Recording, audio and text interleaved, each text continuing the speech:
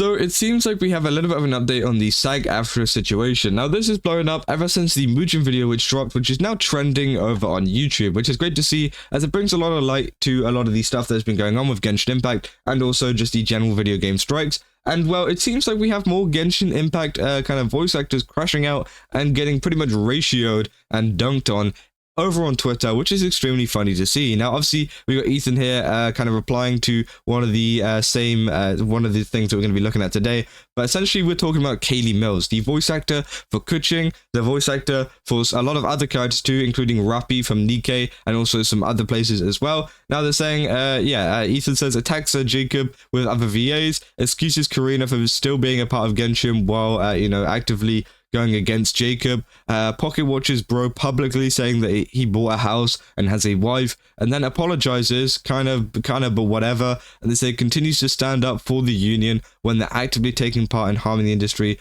just as much as AIs. And I feel bad for VAs who just want to get back to work and are being thrown under the bus by other VAs, which is definitely true. Now, the reply that we're looking at today is this one, which we looked at a little bit in the Mujin video that I made the other day, and essentially Mujin made this tweet saying it didn't take long. SAG-AFTRA voice actor extremists with the negotiating committee are trying to actively take down the video by mass reporting it. They're scared and it shows, which obviously if you guys didn't see Mujin's video, it's a really good video exposing the DMs behind some of, not the DMs, the server messages behind some of the kind of SAG-AFTRA committee members, in terms of like their negotiation team, things like that, whenever it comes to actually agreeing a deal. And obviously a lot of that got exposed as some of them were talking bad about other voice actors. They were all ganging up on them, and it's kind of more of just what we've seen, obviously we got a little glimpse of it with Karina and Kaylee going after Jacob and ganging up on him, and it seems like they're doing the same with other voice actors as well, including I think Venti's voice actor,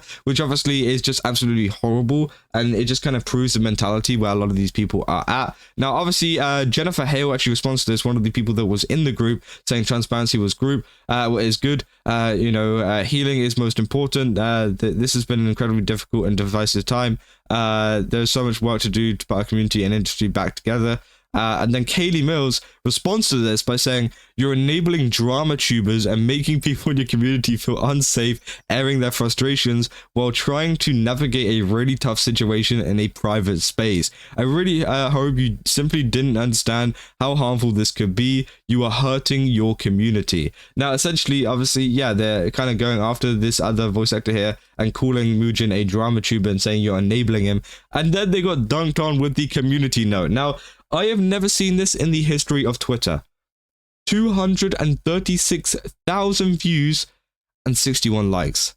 That is terrible. That is one of the worst tweets I think, I've ever seen perform in terms of viewership to like ratio.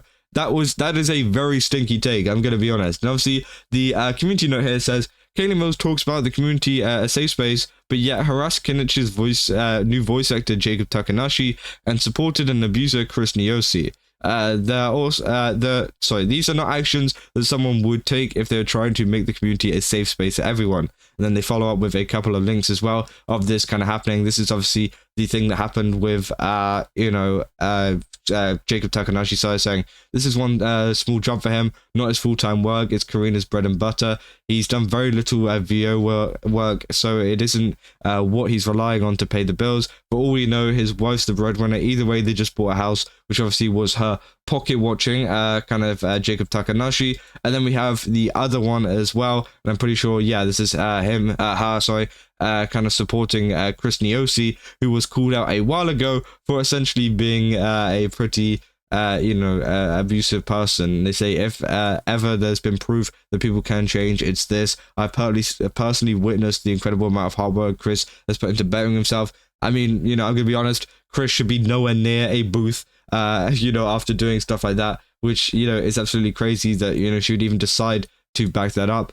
But yeah, it seems like the whole community is currently being dunked on, and I say the community, the VA community is being dunked on by all of these people. I mean, there's so many replies to this as well, saying, oof, again, I don't think you should be talking about this topic, Kaylee, considering the big controversy you made yourself in, very fresh in everyone's, and you got yourself into a big mess with Karina. I feel more unsafe knowing your tweets and replies can show up in my feed as a shush. Say, hey, real quick, if you're against people hurting their community, why did you vouch for and double down in the defense of known and self-admitted abuser of his fans and colleagues, Chris Niosi? Is this the dislike of communal abuse a new development, or is this rules for the not for me kind of situation? They say you don't need to grandstand when you harassed an individual just because he didn't go through mud channels, which again is crazy. So don't even think about going after Jennifer Hale, girl. It won't end well for you, especially after your many fumbles, which again, yeah, it seems like they're going after pretty much every voice actor. Now, obviously, Jennifer was involved in some of these screenshots that came from the server. I actually have access to every single screenshot, even some of the ones that Mujin didn't include in the video. But again, it seems like she was involved. I don't know how kind of apologetic or whatever she is towards it. But again, it's just to kind of let you guys know a little bit of the context behind who Jennifer Hale is. And also, we have another post that I did see come up from a kind of HoYoverse account saying SAG-AFTRA member Zeke Alton admitted they're actively working to flip Genshin into a union project, and they do have a blacklist while knowing that is illegal. Obviously, this is Zeke Alton, one of the people on the kind of negotiating committee, saying it can be considered scabbing if the union is actively working to flip a game like Genshin, and an actor working non-union would be in violation. Also, if non-union games turn out to be one that was previously union and the producer pulled a fast one, it can still be considered scabbing and under the current strike. The only thing that the union can do is note it and tag you as someone who is never allowed to join in the future. Obviously, they keep going. So I was saying it would be allowed to. It said it would be considered scabbing, and they would never be allowed back into the union. The union cannot prevent a company from hiring them in the future, but union developers have been asking for the list of people not to hire. Of course, that's illegal and unrealistic, but it's a small community. We're all responsible for the actions of flaunting a strike. Is more serious than I think some performers understand. They will severely limit They will severely limiting their career opportunities in the future to only the kind of games that are actively looking to gather up actors' digital identities. So again, obviously, this is from the video that was exposing it, and it's kind of crazy that Zeke is kind of saying that stuff and even admitting that a lot of this stuff is illegal and that they shouldn't be doing this at all. I mean, bro, the kind of things that Mujin exposed in this video have been absolutely crazy, and it kind of shows the true nature of it. I mean, we've had Karina in the past kind of hinting at the fact that they've wanted to flip Genshin Impact into a union project, or just HoYoverse games in general into union projects, and obviously they will not be coming back to work until that does happen, which again is kind of crazy. And it seems like a lot of those other voice actors will be following suit because, as I said in my previous videos, a lot of people thought that, the strikes ending, the strikes being suspended, meant, it was going to be a big change for HoYoverse and Genshin Impact. No, it doesn't change anything at all, really. And it seems like people are now more focusing in on the Genshin Impact situation.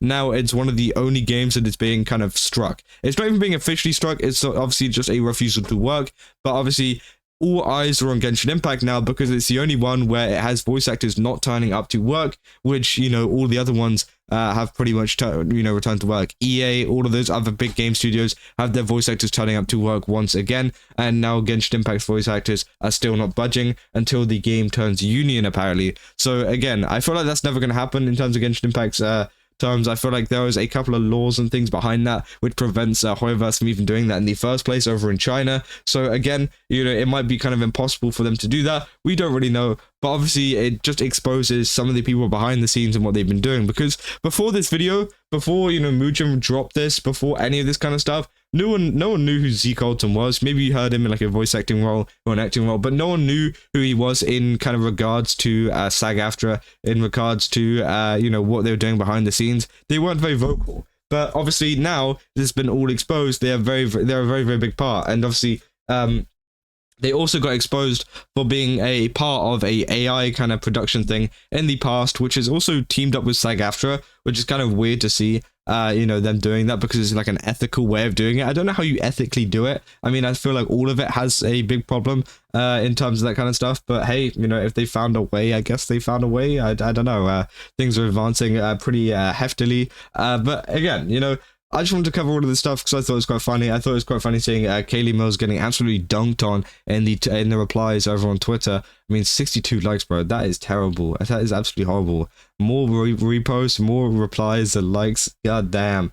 That is horrible. But again, you know, if you guys enjoyed this video, don't forget to leave a like and subscribe. Let me know down in the comments what you guys think about this, because I'm very interested in what you guys have to say. Obviously, there's a lot of things going on at the moment, which is kind of crazy, and it's all, you know, this video alongside some other things, including like the interview that Paper Bag Boy did, has all been kind of exploding into one big thing where everyone is talking about the situation, and there'll be obviously more videos on this situation coming out in the future, as I've been covering this for months and months and months now. But yeah, I'll see you guys in the next one. That's all. See ya.